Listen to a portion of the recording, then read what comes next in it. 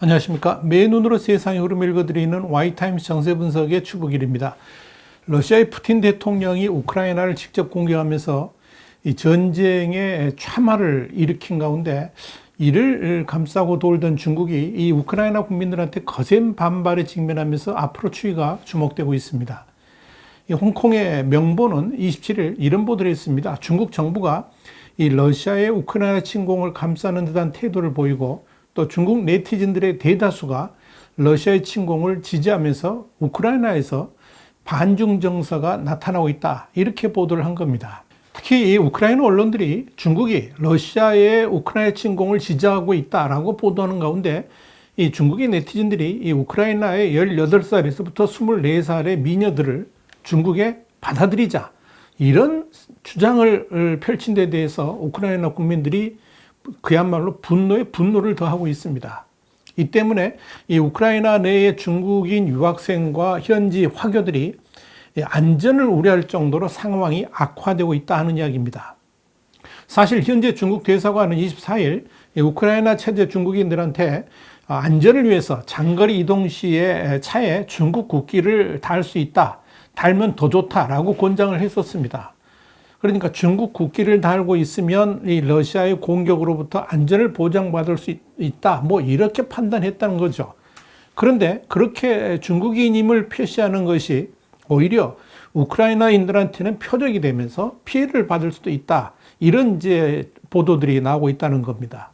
그래서 이 우크라이나 주재 중국 대사관은 급기야 26일에는 재공지를 했습니다. 뭐라고 했느냐면 군인이나 총기 소지자에게 접근하지 말라 그러면서 우크라이나의 중국인들은 아무 때나 뭐 신분을 드러내서는 안 된다.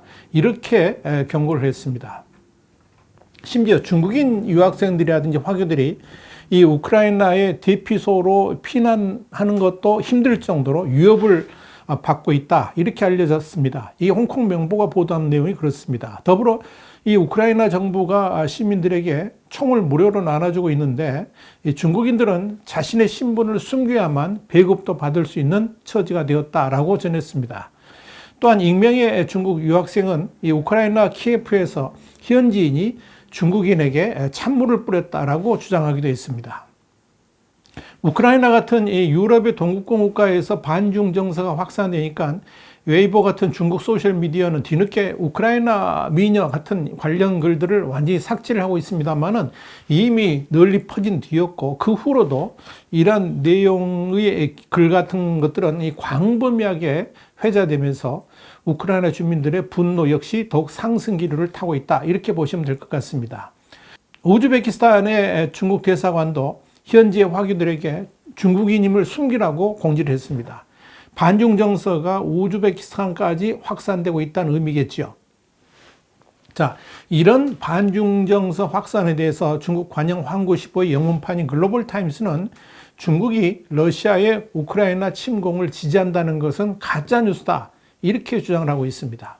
중국 대사관에 따르면 이 우크라이나에는 현재 한 6천여 명의 중국인이 머물고 있는 것으로 알려지고 있습니다.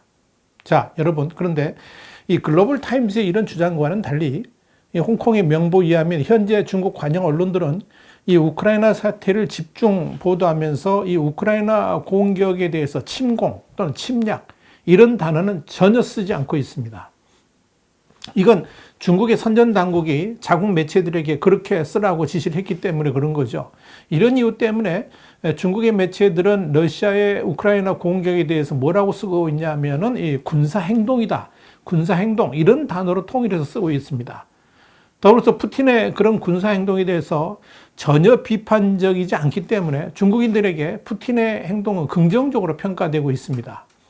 실제로 중국 인터넷에서는 이 푸틴의 군사행동이 아주 상쾌하다. 미국과 서방 세계가 반대하는 것으로 볼 때 이번 전쟁은 정의의 전쟁이다. 이런 러시아의 침공을 긍정적으로 평가하는 여론이 굉장히 높습니다. 여기에 이 우크라이나 전쟁과 대만을 연결해 가지고 우리도 머지않은 미래에 대만을 완전히 수복해야 한다. 이런 주장들도 널리 확산되고 있어서 주목이 됩니다. 자, 그런데 여러분, 이 우크라이나 상황이 손쉽게 해결될 것으로 생각했던 중국 정부는 생각같이 그렇게 이 키예프 함락도 빠른 시일 내에 일어나지 않고 있고, 더불어 이 우크라이나 시민들의 저항이 아주 거세지니까 적잖이 당황하고 있는 것으로 보입니다. 원래 중국 당국은 러시아의 우크라이나 침공이 현실화되었음에도 현재 중국인들에게 철수 명령을 내리지 않았습니다. 사실 중국 당국은 이 러시아가 우크라이나의 침공을 본격 감행하면 길어야 2, 3일, 빠르면 하루, 이렇게 안에 이 상황이 정리될 것으로 판단한 듯 합니다. 이 우크라이나가 러시아의 전면적 공격을 감당할 수가 없을 것으로 봤기 때문에 그렇습니다. 특히 이 우크라이나의 군사적 대응은 사실상 불가능할 것으로 보고 현재 중국인들이 당연히 피해를 볼 가능성이 없다고 판단했던 겁니다. 그래서 러시아가 우크라이나를 실질적으로 지배하게 되면 중국의 국기가 현지 화교들하고 유학생들의 보호를 해주는 징표가 될 수 있다. 이렇게 생각한 것으로 보입니다. 이런 이유 때문에 현지 중국인들은 이 대사관에서 나눠주는 중국 국기 외에도 립스틱 등으로 국기를 추가로 만들어서 소지하기도 했습니다. 바로 이 중국 국기가 자신들의 안전을 보장해주는 부적으로 봤던 겁니다. 실제로 이 우크라이나에 머무는 한 여성은 인터뷰에서 빨간 펜을 찾지 못해가지고 립스틱으로 오성 홍기를 그렸다 그러면서 국기를 들고 있으면 누구도 나를 공격하지 않을 거라고 믿는다라고 말을 했습니다. 중국 매체인 샤오샹 첨바오는 이 빨간 펜을 찾지 못해서 립스틱으로 오성 홍기를 그린 한 여학생의 사연을 다뤘습니다. 중국 소셜미디어 웨이보에는 25일 오후 기준했을 때 이 우크라이나의 중국인이 립스틱으로 오성 홍기를 그렸다 이런 해시태그의 누적 조회수가 2억 건을 넘기도 했습니다. 그러나 의외로 길어지는 우크라이나 전쟁으로 인해서 중국 정부도 내심 당황하고 있다는 이야기입니다. 특히 이 수도 키예프에서 시가전의 기간이 길어질수록 현지 중국인들의 피해도 우려된다는 점이 중국 정부를 더욱 곤혹스럽게 하고 있습니다.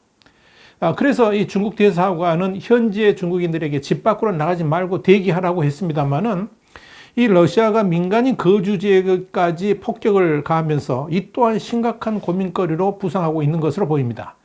그래서 중국 대사관은 현지 중국인에게 이 우크라이나 상황이 급격히 악화해서 혼란에 빠질 가능성이 있는 등 이런 안보 위협이 커졌다라고 경고를 했고요. 이어서 이 우크라이나 사태가 더 길어질 것을 우려해서 이제서야 대피 계획을 준비하면서 교민 철수 계획을 가동한 것으로 알려졌습니다. 자, 그런데 여러분, 이렇게 우크라이나 사태가 혼돈에 빠져 있는 가운데 미국의 뉴욕타임스가 이런 보도를 했습니다. 러시아의 우크라이나 침공을 막기 위해서 미국이 중국을 상대로 해가지고 아주 끈질긴 외교전을 펼쳤는데 중국은 일방적으로 러시아 편을 들면서 러시아의 침공을 막지 못했다라고 보도를 한 겁니다. 그래서 앞으로 이 사건이 미중 관계에 상당한 영향을 미칠 것으로 보입니다. 뉴욕타임스가 미국 시간으로 25일 보도한 내용을 보니까요. 최근 3개월간 6차례가량을 낸 중국 고위 관계자들하고의 비공개 접촉에서 미국 정부가 왕이 중국 외교부장 그리고 칭강 주미 대사에게 이 우크라이나 침공을 준비하고 있다는 구체적인 정보 자료까지 제시를 했다는 거죠. 그러면서 이 전쟁 방지 노력에 동참해달라고 요청을 했지만 중국은 러시아를 설득해달라는 미국의 요청을 묵살했다라고 전했습니다. 특히 이런 상황 가운데 미국이 더욱 분노하는 건 뭐냐면 미국이 협상을 위해서 제시했던 우크라이나 관련 정보 자료를 중국이 러시아에 그대로 전달하면서 미국이 중러 간 분열을 시도하고 있다. 오히려 그런 취지로 메시지까지 러시아한테 발신한 것으로 알려져 가지고 더욱 문제가 되고 있습니다. 자, 이런 미국의 설득 작업은 지난해 11월 초에 바이든 대통령하고 시진핑 주석의 화상회담 직후 본격화됐습니다. 미국 측은 워싱턴 DC에 중국 대사관을 방문해 가지고 칭강 대사한테 이 우크라이나에서 전쟁이 발생할 경우에 러시아에 대한 강력한 제재가 시행될 것이라 그러면서 교역량이 많은 중국도 피해를 볼 수 있다 그랬답니다. 그러면서 이 우크라이나 침공이 현실화가 되면 러시아의 우방인 중국의 국제적 이미지도 하락될 것이라 그러면서 이 러시아에 대한 설득에 나서달라고 미국이 요청했다는 겁니다. 특히 이 백악관 관계자들은 우크라이나 주변의 러시아군 현황에 대한 정보 자료까지 근거로 제시를 했는데 친 대사는 탐탁지 않게 그런 반응을 보였다 하는 거죠.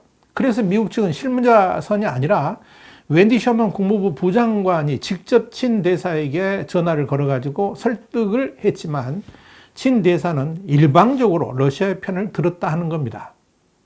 그래서 결국 토니 블링컨 국무장관이 직접 지난달 말과 지난주 초에 이 왕이 외교부장하고 통화를 해가지고 신장과 티베트, 대만 문제는 주권 문제라는 중국의 주장을 빗대가지고 우크라이나의 주권과 영토를 존중해야 된다라고 강조를 했습니다만은 이 러시아에 대한 중국의 입장은 변화되지 않았다 하는 이야기입니다.